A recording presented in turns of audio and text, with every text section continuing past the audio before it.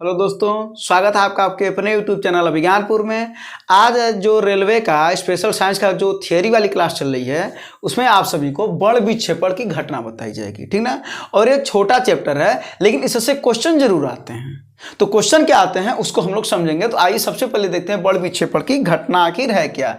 तो आपको बताते चलें कि सन 1866 में आइजैक न्यूटन साहब ने, ठीक ना, बड़ विक्षेपण की घटना को बताया था। और आपको बताते चला न्यूटन साहब बहुत बुद्धिमान व्यक्ति थे, बहुत ज्यादा। पूरा कैलकुलस इन्होंने दे दिया, सोचिए, पूरी थियरी, ठीक है ना। और न्यूटन का जो गति का नियम तो आप पढ़वे करते हैं, एक सार्वत्रिक गुरुत्वाकर्षण नियतांक में इन्होंने दिया था F बराबर gm1m2/r²। तो बहुत से, और बड़ विक्षेपण की घटना, ठीक है। तो आइए देखते हैं बड़ विक्षेपण है क्या, ठीक है ना। तो भाई ये क्या है, ये है प्रिज्म। आपका क्या है, प्रिज्म, ठीक ना। और यहां से हम एक प्रकाश की किरण को गुजारेंगे, ठीक है ना। और ये कौन सी प्रकाश है, श्वेत प्रकाश। कौन सी प्रकाश, श्वेत प्रकाश, ठीक है ना। तो जब हम श्वेत प्रकाश की किरणों को गुजारते हैं तो यहां पर अगर देखा जाए तो ये देखिए, और ये रहा आपका, ठीक है ना। तो इन दोनों के बीच में क्या होता है वो देखिए। आपको पता होगा कि जो श्वेत प्रकाश की किरणें 7 रंगों में विभक्त होती है, ठीक है ना। तो श्वेत प्रकाश की किरणें जो 7 रंगों में विभक्त होती है वही क्या होता है, VIBGYOR, सभी लोग जानते होंगे ये 7 रंग है। अब यहां पर याद करने का तरीका क्या है वो देखिए। उल्टा यहां से लिखिए, पहले क्या लिखिए, V, फिर I, फिर B, फिर G, फिर Y, फिर O, फिर R, ठीक ना। अब V माने क्या है, वायलेट, क्या है, वायलेट। और इसी को कहते हैं, आप वायलेट को क्या कहते हैं, बैगनी। क्या कहते हैं, बैगनी। I माने इंडिगो, ये है जामुनी, ठीक ना। B माने ब्लू, नीला। G माने ग्रीन, हरा। Y माने येलो, पीला। O माने ऑरेंज, नारंगी। और भाई R माने रेड, लाल। अब देखिए याद हो गया ना। आपको क्या करना है, ये जो भी ग्योर है इसी को उल्टा लिख देना है, VIBGYOR, ठीक है ना, बोलेंगे नहीं। अब देखिए क्या है, श्वेत प्रकाश का, जब श्वेत प्रकाश की किरण किसी प्रिज्म पर पड़ती है तो वह अपने अवयव रंगों में, यानी श्वेत प्रकाश मिलकर के इतने अवयव रंगों में विभक्त होता है। श्वेत प्रकाश के इतने बेटे हैं, कितने, 7 बेटे। तो श्वेत प्रकाश की किरण का प्रिज्म पर पड़ने के बाद से अपने अवयव रंगों में विभक्त होने की घटना को, किसको, घटना को क्या कहते हैं, बड़ विक्षेपण कहते हैं। परिभाषा नहीं पूछा जाएगा लेकिन ध्यान देना है आपको कि ये चीजें क्या है। तो सबसे नीचे क्या है, ये V, ठीक ना। तो VIBGYOR, सबसे ऊपर लाल, सबसे नीचे है बैगनी, ठीक है ना। तो ये हो गया आपका बड़ विक्षेपण, ठीक ना। अगर बात करा जाए यहीं पर प्रकीर्णन की, क्या बात करा जाए, प्रकीर्णन की, ठीक है ना। तो आपको बताते चले कि जो प्रकीर्णन की परिभाषा दिए थे, जो प्रकीर्णन के बारे में बताए थे और रमन प्रभाव के बारे में बताए थे, वो बताए थे डॉक्टर CV रमन, भारतीय, ठीक है, भारतीय वैज्ञानिक डॉक्टर CV रमन। और प्रकाश के प्रकीर्णन के लिए ही 1930 में इन्हें नोबेल पुरस्कार दिया गया। और आपको बताते चलें कि सबसे जो बड़ा पुरस्कार दुनिया का कहा जाता है वो है नोबेल पुरस्कार, जो 6 क्षेत्रों में दिया जाता है। तो विज्ञान के भी क्षेत्र में दिया जाता है, ठीक है। और ये अल्फ्रेड नोबेल के नाम पर दिया जाता है। किसके नाम पर, अल्फ्रेड नोबेल, जिन्होंने डायनामाइट बम का आविष्कार किया था। डायनामाइट बम का आविष्कार किया रहा था, ठीक ना, अल्फ्रेड नोबेल के नाम पर दिया जाता है। तो 1930 में नोबेल पुरस्कार मिला डॉक्टर CV रमन को, क्यों, प्रकाश के प्रकीर्णन के कारण। और रमन प्रभाव किसने दिया था, इन्होंने ही दिया था, रमन प्रभाव, ठीक है ना। चलिए, तो प्रकाश का जो प्रकीर्णन होता है इसका उदाहरण क्या होता है। तो जो पहला उदाहरण होता है, आकाश का रंग नीला दिखाई देना। क्या, नीला दिखाई देना। दूसरा क्या है, सूर्योदय या सूर्यास्त के समय, सूर्योदय या सूर्यास्त के समय सूर्य कैसा दिखाई देता है, लाल। कैसा दिखाई देता है, लाल। तो ये सब प्रकाश के प्रकीर्णन के कुछ उदाहरण हैं। खतरे का जो सिग्नल होता है, खतरे का जो सिग्नल होता है वो कैसा होता है, लाल। कैसा होता है, लाल। क्यों, प्रकाश की प्रकीर्णन के कारण, ठीक है ना। इसका प्रकीर्णन कम होता है, ठीक है। अभी एक थ्योरी हम आपको बताएंगे पूरा डिटेल में, कि वो एक थ्योरी आप पढ़ेंगे पूरा का पूरा रंगों के बारे में आप जान जाएंगे, डिटेल जान जाएंगे, ठीक ना। यहां पर एक चीज हम और आपको और दिखा दें, जरा से ये बताइए कि यहां पर कौन ज्यादा मुड़ रही है, बैगनी की लाल। आपको देखने से क्या लग रहा है, ये देखिए बैगनी मुड़ रही है ज्यादा, ये वाला कोण ज्यादा है कि ये वाला कोण ज्यादा है। तो आपको लगेगा ये जो दूसरा वाला बनाए हैं, पहला वाला कोण कम है और दूसरा कोण क्या है, ज्यादा है, ठीक ना। तो और ज्यादा कौन मुड़ रहा है, कौन तुरंत मुड़ रहा है यहां से, तो कौन सबसे ज्यादा मुड़ रहा है वो आप देख रहे होंगे, उसी को कहा जाता है विचलन। और विचलन किस रंग का अधिक होता है, तो ये बता दे रहे हैं कि तरंगदैर्घ्य किसका कम होता है, बैगनी का। तो विचलन उसका ज्यादा होता है। तो विचलन कौन ज्यादा मुड़ रही है, ये बैगनी। तो बैगनी का विचलन ज्यादा होता है, ठीक है। अभी एक थ्योरी हम आपको बता रहे हैं। और लाल का विचलन कम होता है, देखिए वो कम मुड़ रही है। और सबसे ज्यादा कौन मुड़ रही है, ये देखिए ज्यादा कौन मुड़ रहा है, ये बैगनी, ठीक है। चलिए, तो ये हमने आपको बता दिया कि वर्ण विक्षेपण की घटना हमने आपको बता दिया और एक क्रम बता दिया। उसको आप याद रखे रहिएगा कि ये क्रम है, अगर पूछा जाएगा तो इसी में से आपको आंसर देना है। और प्रकीर्णन हमने आपको बता दिया कि प्रकाश का, ठीक ना, ये तो प्रकाश के अपने अवयव रंगों में विभक्त होने की घटना को बड़ विक्षेपण कहते हैं। और जब वो प्रकाश की जो किरणें हैं वो फैलती हैं तो वही क्या कहलाता है, प्रकीर्णन कहलाता है, ठीक ना। लेकिन आपको बता दें कि आकाश का रंग नीला दिखाई देता है, ठीक ना। तो ये आकाश का रंग पृथ्वी पर से नीला दिखाई देता है, ठीक है ना। तो याद रखे रहिएगा। चलिए, अब आते हैं हम किस वाले क्वेश्चन पर, आपके ये आप नोट कर लीजिएगा। इसके बाद से यहीं पर हम आपको एक थ्योरी बता रहे हैं, तो ये जरूर नोट कर लीजिएगा, प्रकाश का प्रकीर्णन के एग्जाम्पल। और ये एग्जाम्पल पूछे जाते हैं, ठीक ना। अब यहीं पर हम एक आपको नोट बता रहे हैं और वो अभी रहेगा, बस लास्ट नोट है, ठीक ना। चलिए, अब बता दे रहे हैं आपका जो नोट क्या है, वो हम आपको बता रहे हैं कि तरंगदैर्घ्य, जो तरंगदैर्घ्य होता है वो क्रांतिक कोण के इकट्ठा नोट बता दे रहे हैं, समानुपाती होता है, प्रकीर्णन के व्युत्क्रमानुपाती होता है। और आपका जो प्रकीर्णन के बाद से जो आता है अपवर्तनांक, इसके भी व्युत्क्रमानुपाती होता है। और आता है विचलन,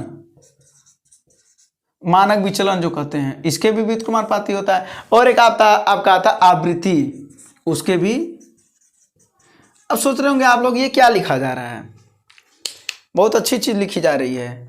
आपको ये वाला एकदम नोट करना है। और देखिएगा अभी हम आपको ट्रिक क्या समझाएंगे। 1 2 3 4 5 6 ना, 6 दूना 12 क्वेश्चन आपके तैयार होंगे। अभी देखिएगा, अब हमने आपको कल भी ट्रिक बताया था, आज भी बताते हैं कि बात कम नहीं तो लात ज्यादा गिरेगा। नहीं सुने हैं, है ना।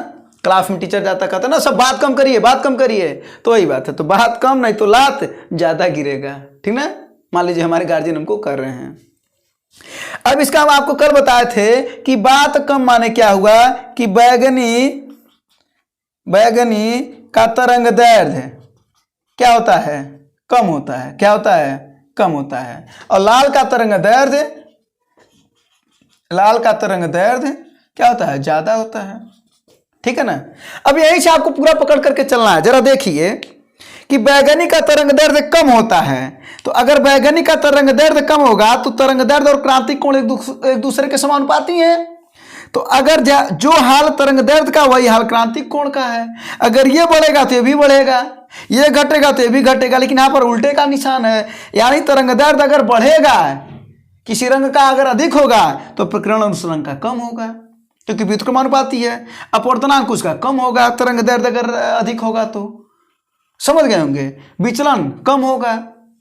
आवृत्ति कम होगी अगर तरंग दैर्ध्य अधिक अधिक होगा। तो आइए बैगनी पर हम लोग चलते हैं। तो बैगनी का तरंग दैर्ध्य कम होता है ना, क्लियर है। तो क्रांतिक कोण क्या होगा भाई, कम होगा। अगर प्रकीर्णन की बात करें तो प्रकीर्णन क्या होगा, तरंग दैर्ध्य का उल्टा। तो बैगनी का तरंग दैर्ध्य अगर कम तो प्रकीर्णन ज्यादा। अपवर्तनांक बैगनी का ज्यादा, विचलन बैगनी का ज्यादा, आवृत्ति बैगनी का ज्यादा। अब लाल पर आते हैं। लाल का तरंग दैर्ध्य ज्यादा होता है, तो लाल का तरंग दैर्ध्य ज्यादा तो क्रांतिक कोण ज्यादा। प्रकीर्णन उल्टा ना तो कम। अपवर्तनांक उल्टा ना तरंग दैर्ध्य के, यहाँ तरंग दैर्ध्य के उल्टा ना अपवर्तनांक, तो क्या होगा, कम। ये लाल का तरंग दैर्ध्य ज्यादा होता है तो इसका कम, अपवर्तनांक कम, विचलन कम, आवृत्ति लाल का कम। आपको देखिए इकट्ठा आपको इतना पता चल गया ना। और उसके बाद से अगर ये तो हुआ लाल और बैगनी का, अब देखिए जरा सा, अब ये सभी रंगों को कैसे समझेंगे आप, सभी रंगों को कैसे समझेंगे। अगर कहा जा रहा है कि बैगनी का कम होता है और लाल का तरंग दैर्ध्य ज्यादा होता है, तो लाल का ज्यादा और बैगनी का कम, तो हम घटते क्रम में आ रहे हैं ना, घटते क्रम में आ रहे कि नहीं है। इसका मतलब है कि सबसे ज्यादा अगर तरंग दैर्ध्य की बात करा जाएगा, अगर हम एक समझा देंगे तो शायद आप सभी समझ जाएंगे, है ना। तो कह रहा है कि लाल का तरंग दैर्ध्य ज्यादा होता है। इसका मतलब अगर हम क्रम लिखें तो सबसे पहले लाल, यानी लाल का तरंग दैर्ध्य सबसे ज्यादा, फिर उसके बाद से किसका, नारंगी का, फिर किसका, पीला का, शायद अब समझ गए होंगे आप। फिर उसके बाद से हरा का, फिर किसका, नीला का, फिर किसका, जामुनी, किसका, जामुनी, फिर किसका, बैगनी। समझ गए ना एक क्रम। कभी कभी ऑप्शन में देता क्या, लाल न दे करके, बैगनी न दे करके इन चार को दे दे, कहते पीला, हरा, नीला और जामुनी में बताओ तरंग दैर्ध्य किसका है। तो आप कहेंगे हमको तो कभी बताया नहीं गया, हमको तो केवल लाल बैगनी रटाया गया है। अब तो नहीं रटना पड़ेगा ना आपको, बिल्कुल नहीं रटना पड़ेगा। अब क्या करेंगे, पीला, हरा, नीला, जामुनी में अगर तरंग दैर्ध्य पूछा जाएगा तो कौन किसका नंबर आ रहा है, देखिए पीला का नंबर आ रहा है ना। सबसे कम पूछा जाएगा तो बैगनी नहीं रहेगा तो जामुनी मारेंगे, जामुनी नहीं रहेगा तो नीला मारेंगे। तो इसी तरीके, जिस तरीके से आपने तरंग दैर्ध्य को समझा, अगर बात करा जाए क्रांतिक कोण की, तो क्रांतिक कोण का लाल सबसे ज्यादा है, इसके लिए फिर उससे कम, फिर उससे कम, फिर उससे कम, फिर उससे कम, फिर उससे कम, सबसे कम। और वही देखिए प्रकीर्णन तरंग दैर्ध्य का उल्टा होता है, यानी तरंग दैर्ध्य का लाल का अधिक हुआ तो प्रकीर्णन क्या हुआ, कम हुआ। तो सबसे कम हो गया, फिर उससे अधिक नारंगी का, फिर उससे अधिक पीला का, फिर उससे अधिक हरा का, फिर उससे अधिक नीला का, फिर जामुनी का, फिर बैगनी का। शायद अब आपको समझ में आ गया होगा। इसका मतलब देखिए 6 क्वेश्चन तो नॉर्मल आपके बन रहे हैं, लेकिन बाकी भी कलर अगर देते हैं, अगर आपको ऐसे कर दे, जरा बताइए यहां पर। चलिए हम एक क्वेश्चन लेते हैं, पीला, हरा, जामुनी और नारंगी में हम कह रहे हैं, जरा बताओ सबसे अधिक अपवर्तनांक किसका है। हम क्या पूछ रहे हैं, ध्यान से समझिएगा, अपवर्तनांक पूछ रहे हैं। हमने क्या बोला है, अपवर्तनांक, हमने ये वाला पूछ रहे हैं। अब देखिए अब कैसे बताएंगे आप। आपको सबसे पहले क्या देखना है कि तरंग दैर्ध्य को पकड़ना है, और तरंग दैर्ध्य में क्या होता है, जो ऊपर है वो क्या है, उसका तरंग दैर्ध्य ज्यादा है ना। तो देखिए इसमें से सबसे ऊपर कौन है, और अगर तरंग दैर्ध्य ज्यादा होगा तो हम क्या पूछा, अपवर्तनांक किसका कम होगा। तो जिसका तरंग दैर्ध्य ज्यादा, अपवर्तनांक उसी का सबसे कम। तो देखिए जरा सा, सबसे अधिक तरंग दैर्ध्य किसका है, सबसे ऊपर कौन है, नारंगी है। देखिए लाल के बाद तुरंत नारंगी, लाल तो दिया नहीं ऑप्शन में, तो नारंगी। इसका मतलब है नारंगी का तरंग दैर्ध्य क्या है, सबसे ज्यादा है, तो अपवर्तनांक सबसे कम होगा। यही आपका उत्तर होगा। अगर पूछा होता कि किसका अपवर्तनांक कम है, सॉरी ये तो ज्यादा ना, किसका अपवर्तनांक ज्यादा है, तो जो जितना ज्यादा नीचे रहता, तो सबसे नीचे कौन है, ये देखिए जरा सा, पीला यहां पर है, फिर हरा है, फिर जामुनी है, सबसे नीचे जामुनी, तब आपका उत्तर ये होता। अब आपको समझ में आ गया होगा ये पूरी की पूरी बात, ठीक ना। तो ये इतना है। और अगर बात करा जाए कि अपवर्तनांक का फार्मूला होता है n बराबर साइन ए प्लस डेल्टा m बटे 2 बटे साइन a बटा 2, जहां ए क्या है, कोण है, ठीक ना, कोण है, और डेल्टा m क्या है, मानक विचलन कोण है। क्या है, मानक विचलन कोण, ठीक है। तो ये फार्मूला भी आप लिख लीजिएगा, ठीक है। तो विबगुण तो हमने बता दिया था ना, एक फार्मूला भी आप लिख लीजिएगा। अगर आप कहेंगे तो आपको एक क्वेश्चन हम करा देते हैं। का कोण कितना दे दे, ये प्रिज्म का कोण है, इसको दे दे 60 डिग्री और ये दे दे 38 डिग्री, तो कह रहा अपवर्तनांक बताओ। क्या बताओ? अपवर्तनांक बताओ। तो जरा देखते हैं कैसे निकालेंगे आप। यहाँ पर रख देंगे ए का मान कितना है 60 और यहाँ क्या है मानक विचलन 38, तो 60 और 38 रख देंगे बट्टे 2 कर देंगे और sin a/2 और फिर यहाँ पर sin a/2 यानी 60/30 कर देंगे। तो जरा यहाँ पर हम आपको रख करके बता दे रहे हैं, क्या कर देंगे साइन, रुकिए ये क्वेश्चन आया था रेलवे ग्रुप डी, इसी में से करा रहे हैं। तो क्या साइन क्या a प्लस डेल्टा एम, ए का मान कितना भाई 60 डिग्री और मान ये डेल्टा एम का मान कितना 38 डिग्री, तो 60 30 90 90 8 98 98/2 और नीचे क्या आ जाएगा साइन 30 ना a/2 यानी 60/2 30। तो क्या हो जाएगा ऊपर आ गया आपका साइन 49 डिग्री अब बटे साइन 30 डिग्री, ठीक ना। अब साइन 49 का मान दिया रहेगा, क्योंकि साइन का 49 का मान तो हमको पता नहीं है, तो साइन 49 का मान आपके ऑप्शन में दिया रहेगा, तो साइन का 49 का मान दिया होगा, ठीक ना। तो साइन 49 का मान दिया है 0.55, कितना दिया है 0.55 और साइन 30 का मान आपको पता होगा क्या होता है 1/2, तो यही ऊपर चला जाएगा, तो क्या हो जाएगा ये 0.55 में गुणा हो जाएगा 2 का, तो ये हो जाएगा 1.5। यही है आपका अपवर्तनांक, और हम बताए भी थे अपवर्तनांक का कोई मात्रक नहीं होता है। तो जरा देखिए इस क्वेश्चन को ऐसे आप लगा सकते हैं। फार्मूला क्या है, यार अपवर्तनांक बराबर sign a plus delta m/2 आप पूरे के बटे फाइन a/2, और जहाँ a क्या है प्रिज्म का कोण है, क्या किसका कोण है प्रिज्म का, ठीक है। और हमने एक सवाल लिख दिया प्रिज्म का कोण 60 डिग्री है और डेल्टा एम क्या है मानक विचलन कोण, इसका मान दे दिया हमने 38 डिग्री, और इसको सॉल्व करा साइन 49 का मान दिया रहेगा, वो ऑप्शन में दिया रहेगा, अगर नहीं कटेगा तो ऑप्शन में दिया रहेगा, अदरवाइज दिया आपको 30 आ जाएगा 45 आ जाएगा 60 आ जाएगा, अगर वो आ जाएगा तो आपको पता है, ठीक है ना। तो ये हो गया आपका पूरा का पूरा वर्ण विक्षेपण। शायद आपको पूरा का पूरा बातें समझ में आया होगा और ट्रिक भी कुछ समझ में आया होगा, ठीक है दोस्तों। चलते हैं, धन्यवाद, जय हिंद, और लाइक कमेंट जरूर कर दीजिएगा और बताइएगा कि आपको ये क्लास कैसा लगा।